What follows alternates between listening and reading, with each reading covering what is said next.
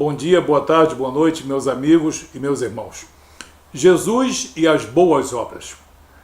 Em algum lugar das Escrituras Sagradas, Jesus disse que o homem é salvo pelas suas obras. Jesus disse alguma vez que o homem é salvo por alguma qualidade moral ou espiritual é apresentável perante Deus? Não. Jesus jamais disse isso. E quem procurar não vai encontrar nada. Os profetas também não disseram isso e os apóstolos muito menos, muito pelo contrário. Eles falam na fé como sendo salvadora, salvífica, e as obras como sendo aperfeiçoadoras da fé cristã, da fé genuína na obra redentora de Jesus. Em nenhum momento Jesus pede aos homens que façam outra coisa senão crer em sua obra redentora, em seu sacrifício perfeito, em seu sacrifício perpétuo, como ele mesmo diz no Evangelho de João, capítulo 10, versículos 17 e 18, como ele diz no Evangelho de Mateus, capítulo 26, versículos 52 a 54, e como também ele dá essa informação em Mateus 16, dos versículos 21 a 23, em que ele fala da sua morte voluntária, da sua morte sacrificial, da necessidade imperativa da sua morte redentora para cumprimento das Escrituras Sagradas. Se essas três referências você ler, você vai compreender muito bem que Jesus estava caminhando para a cruz, porque assim estava determinado antes da fundação do mundo. Em Apocalipse, capítulo 13, versículo 8, fala do cordeiro imolado antes da fundação do mundo. Paulo, em Efésios, capítulo 1, ele fala também da predestinação dos salvos em santidade antes da fundação do mundo. Então, o que nós temos é uma obra de salvação. Uma obra de salvação na fé em nosso Senhor Jesus Cristo, como nosso Redentor, como nosso reconciliador, como nosso Salvador. Não existe salvação pelas obras. Isso é enganoso, enganador. Isso é deturpação do Evangelho. Mas quando a gente diz que não existe salvação pelas obras, muita gente fica triste, muita gente fica indignada. Como é possível alguém preconizar uma coisa dessas? Afinal de contas, as obras são isso, as obras são aquilo. Como é que alguém pode falar contra o amor? Como é que alguém pode falar contra a caridade? Como é que alguém pode falar contra o perdão, desconsiderar a mansidão e a bondade humana? Quem é que está fazendo isso? Eu nunca vi nenhum cristão dizendo isso.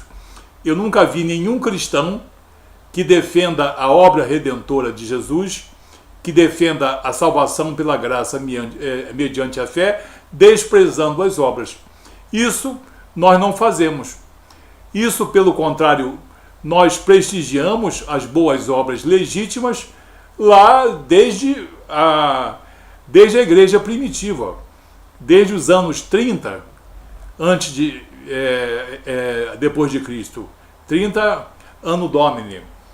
Então, nada contra as obras. O que faz muita gente, e que é uma coisa errada, e são pessoas desprovidas de boa formação cristã, ou até mesmo, quase sempre, providas de um espírito malicioso, querendo dizer que as obras do homem podem suplantar a fé na obra redentora de Jesus. Isso aí acontece muito, mas nós cristãos conhecemos esses caminhos todos, os caminhos do acerto e os caminhos do erro. E nós sabemos no caso, identificar muito bem, porque conhecemos as Escrituras Sagradas. Jesus mesmo diz da salvação no sacrifício dele. No Evangelho de João, capítulo 3, versículos 13, 14 e 15, Jesus mesmo diz uma coisa muito importante. Ora, ninguém subiu ao céu, senão aquele que de lá desceu, a saber, o Filho do Homem. O Filho do Homem que está no céu. Jesus que está à destra de Deus Pai. Jesus diz, ninguém subiu aos céus para conquistar poder, virtude ou sabedoria e depois descer aos céus e exercer uma obra de salvação. Ele diz, eu sou o único que veio do céu. Jesus está dizendo que só ele pode salvar. Só ele que desceu do céu com o poder e a autoridade e a sabedoria para isso, pode exercer a salvação. E no versículo 14, ele dá um exemplo que está em Números capítulo 21, versículo 8, a serpente de bronze. E do mesmo modo pelo qual Moisés levantou a serpente no deserto, assim importa que o Filho do Homem seja levantado, para que todo aquele que nele crê tenha a vida eterna. Então ele deu o exemplo da serpente de bronze, que foi uma serpente levantada no deserto por Moisés, prefigurando o poder curativo de Jesus. Não era nenhum digamos, objeto para idolatria, não era nenhum, digamos, objeto para ser adorado, era uma prefigura do poder curativo de Jesus. Os homens rebeldes, os homens murmuradores, quando eram picados pelas serpentes no deserto, para eles não morrerem, eles se colocavam perante a serpente de bronze. E eles eram curados quando eles acreditavam do poder curador dessa serpente de bronze, pré-figura de Jesus. Mais tarde, sim, muito mais tarde, ela virou objeto de idolatria, sendo chamada de meu pedaço de bronze, Neustan, e foi então destruída. Quando ela se tornou, sim, um objeto de idolatria, ela foi destruída pelo rei Ezequias, como está em 2 Reis, capítulo 18, versículo 4. Então, Jesus dá o exemplo da figura da serpente de bronze. Do mesmo modo como Moisés levantou a serpente no deserto, importa que o Filho do Homem seja levantado.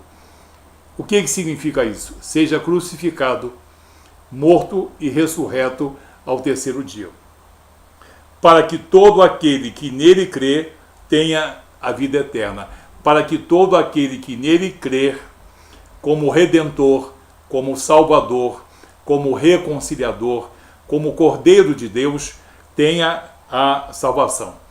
Então Jesus não preconiza e jamais preconizou nenhum tipo de virtude, nenhum tipo de qualidade moral ou espiritual para a salvação. Ele não faz isso, nunca fez. E ele diz coisas também que dão ênfase a isso que ele disse. Ele, conversando com homens, ele disse que a salvação é impossível aos homens, sendo essa salvação somente possível pela intervenção soberana de Deus. No Evangelho de Lucas, no capítulo 18, Lucas 18, versículos 26 e 27, os homens perguntam a Jesus: sendo assim, quem pode ser salvo? Mas ele, Jesus, respondeu: os impossíveis dos homens são possíveis para Deus. Quem pode salvar-se? O homem justo perante outros homens? O homem que é bom, o homem que é rico, o homem que é pobre, o homem que é, digamos, humilde, o homem que é caridoso, o homem que é perdoador, o homem que é benevolente, pelas suas obras boas, ele vai ser salvo? Jesus diz que não. Ele diz a mesma coisa, é bom citar duas vezes isso, no Evangelho de Marcos, no capítulo 10, nos versículos 26 e 27, que se repete a mesma coisa. Eles ficaram sobremodo maravilhados, dizendo entre si: então quem pode ser salvo? Jesus, porém, fitando neles o olhar, disse: para os homens é impossível, contudo não para Deus, porque para Deus tudo é possível. Jesus então coloca a salvação única e exclusivamente em seu poder, no poder da sua palavra, do seu Espírito e do Espírito Santo de Deus. Jesus não dá nenhuma oportunidade ao homem de, através de obras, méritos, qualidades morais ou espirituais, chegar-se a Deus. Por isso ele veio e sacrificou-se. E nenhum sacrifício humano que leve a uma grande quantidade de qualidade moral ou espiritual pode sequer chegar aos pés, a 1/1000 que seja, da qualidade e da envergadura dessa obra redentora. Então, o homem depende exclusivamente da intervenção, da vontade e da decisão soberana do Espírito Santo de Deus para a salvação, para a redenção, para a reconciliação com Deus. Agora, as obras são úteis para quê? Para que servem as obras?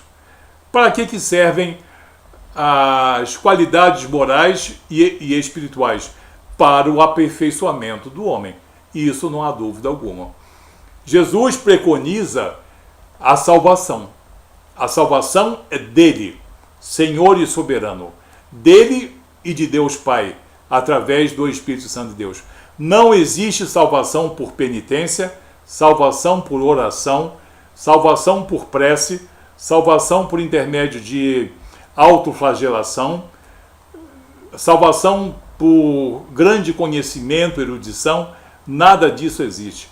Nem as pessoas mais caridosas são salvas, porque elas precisam atentar antes para a grande caridade, a grande obra de amor, que é a obra redentora de Jesus.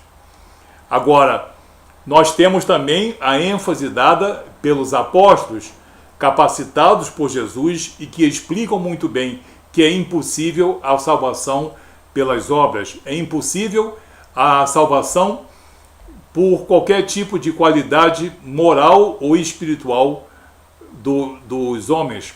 O apóstolo Paulo, em Efésios capítulo 2, versículos 8 e 9, diz: pela graça sois salvos mediante a fé. E isso não vem de vós, é dom de Deus. Não vem de obras, para que nenhum homem se glorie. Somos feitura sua, somos feitura dele, criados em Cristo Jesus para as boas obras. As boas obras que Deus de antemão preparou para que nelas andássemos. Paulo é bastante claro: vocês antes são salvos, são obra de Deus, são obra soberana de Deus, salvos pela graça mediante a fé, e são preparados sim para viver e praticar as boas obras depois que vocês são redimidos, depois que vocês são reconciliados com Deus. O mesmo apóstolo Paulo, na carta a Tito, capítulo 3, versículos 5, 6, ele diz: não por obra de justiça que houvesses praticado, mas pela sua misericórdia ele nos salvou. Nos salvou pelo lavar da regeneração e pela renovação no Espírito Santo. Espírito Santo que Deus profusamente derramou sobre vós por intermédio de nosso Senhor e Salvador Jesus Cristo. Então nós vemos assim que o próprio Jesus diz: a salvação é impossível. Você é rico, mas é muito bom. Você é pobre, mas é muito bom. Você é muito humilde, mas é bastante caridoso.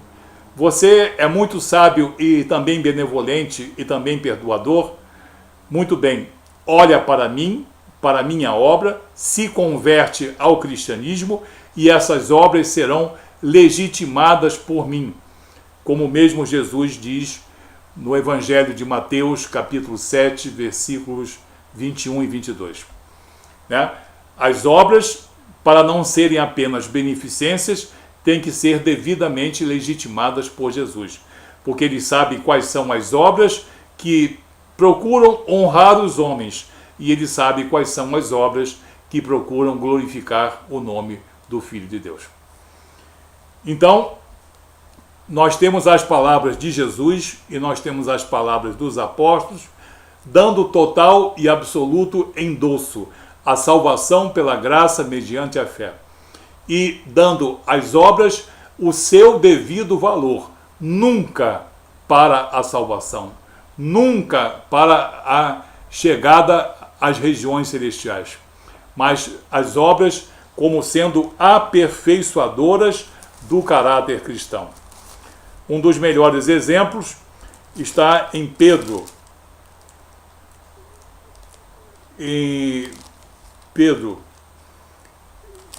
Em 2 Pedro, na segunda epístola de Pedro, no capítulo 1, versículo 5.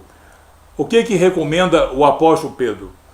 Por isso mesmo vós, reunindo toda a vossa diligência, todo o vosso cuidado, associai com a vossa fé a virtude, com a virtude o conhecimento, com o conhecimento o domínio próprio, com o domínio próprio a perseverança e com a perseverança a piedade.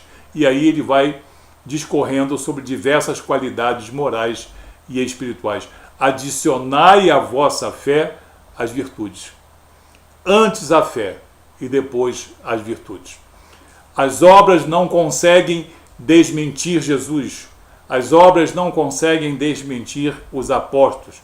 A obra do homem jamais impressiona Deus, porque ele fez a maior obra de resgate e de reconciliação do homem com a perfeição de Deus por intermédio de Jesus. As obras são aperfeiçoadoras.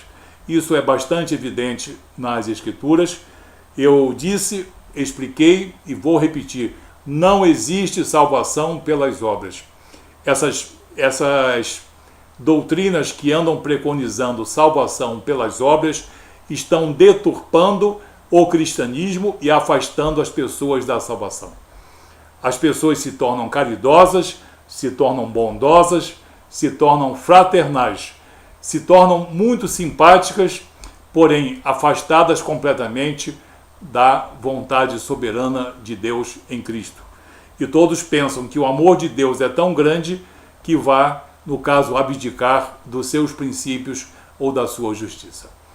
Então, para ser cristão, é necessário antes uma verdadeira conversão na obra redentora de Jesus, na obra de reconciliação e também resgate, e depois o aperfeiçoamento pelas obras, pelas qualidades morais e espirituais, pelas qualidades também familiares, sociais, profissionais e intelectuais, e o que você quiser colocar como qualidade humana, moral ou então espiritual.